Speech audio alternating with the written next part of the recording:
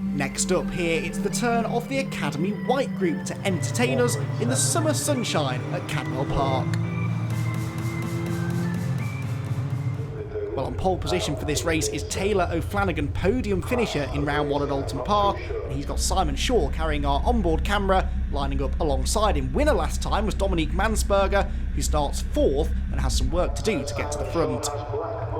Watching for the lights then, they go out, away we go. Good start made there by Hugo Bush from the inside of row 2. The grey car tries to get up the inside of the pole sitter O'Flanagan, but there's just no room, so Taylor holds on to the race lead. It's side by side for second though. Hugo Bush up the inside of Simon Shaw into the first corner. That will become the outside line though for Charlie's. Can he sweep right round the outside? It looks like he might. They're level going into the second apex, and then through the second apex, Hugo Bush is able to hold on. So out onto the back straight they go for the first time. O'Flanagan leads, Hugo Bush second, and Simon Shaw in 3rd place after a very lively start to the race. A bit more aggression maybe here amongst this group of Academy drivers compared to the green group that we saw out earlier on.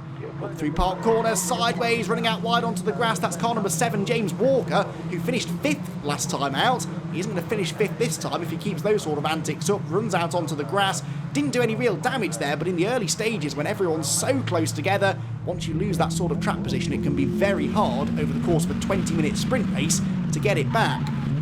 2 drivers running a bit wide there out of the gooseneck, but keeping it pointing vaguely in the right direction at least. Number 42 goes through, that's Christopher Broom, and off has gone car number 8. That is Eek Sheik, who has gone off at the top of the hill, and just unfortunately ends up pointing the wrong way. No damage done though, and the number 8 machine carries on at the tail of the field. Here's how it happens.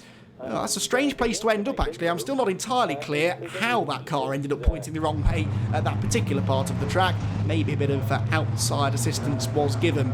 Alright, leaders then coming down the start-finish straight, on board with Simon Shaw, who started second, and he's now trying to reclaim second place by going around the outside of Hugo Bush into the first corner. Coppice, not really a place you want to be putting yourself on lap 2 of the race. If that had been the last lap, I'm sure he would have kept his foot in it, but sensibly, I think at this stage, backs out of it.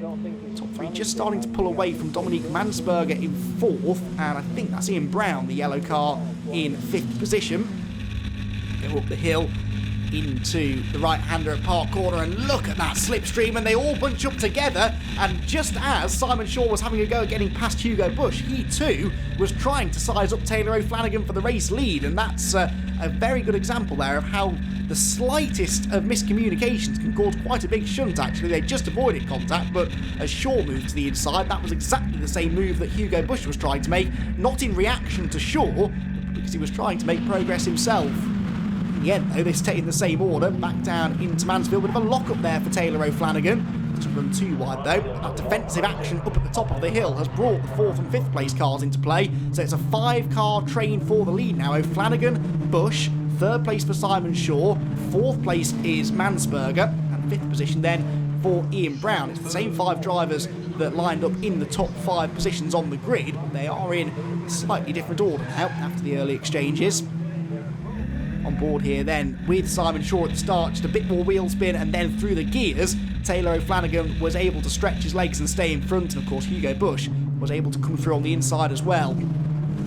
Well, as we move into the second half of the race though, Taylor O'Flanagan has lost the lead. Hugo Bush has gone through now, so Bush, who is trying to negotiate a back marker there, going through the Hall Bend, that's Mark Firth, who is doing his best to get out of the way, but there's just nowhere to go. Hugo's up the inside and gets sideways, almost clatters into the side of the blue number 23 car.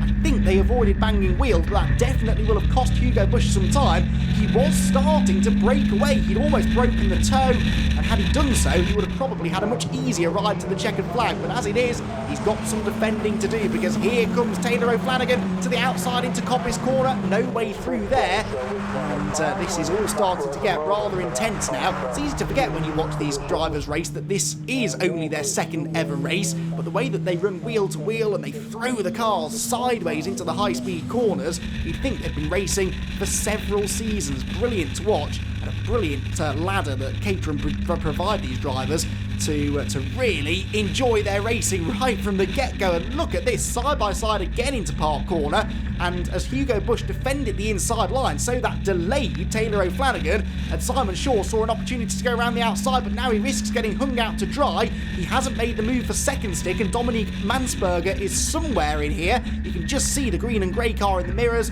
not quite able to get alongside. O'Flanagan sideways, moves back over to the left to cover, and now, goody, there's more back marker traffic to deal with off in the distance, and hopefully this back marker will see them coming. Hugo Bush goes up the inside on the run from Mansfield down to the mountain. Yeah, does stay well out of the way. Good gentlemanly driving there. So Hugo Bush leads then still from O'Flanagan second, third place for Shaw. Mansberger's back there in fourth. Look, the green and black number 25 car looking to the inside. Can't get through, and Ian Brown, who was being dropped by that group a bit in fifth, is starting to reel them in again. We're into the closing stages of the race now though, so desperation may be starting to set in. It may only be the second round of the championship, but of course it's a slightly shortened championship. Every race really counts, and so no one wants to let these points go begging. If they see an opportunity to go for the win, they're going to take it. But Hugo Bush is going to be tough to beat, I think. He's got that little gap again now over O'Flanagan and Shaw, starting to make good his escape. So impressive watching these cars trackside. Look at the speed they carry through Coppice and into Charlie's, and Mansberger. It's a little bit sideways, so easy to get a wheel on the grass, and that is really a one-way ticket to the barriers if you go off at that part of the circuit. It's such an unforgiving track, Cadwell Park.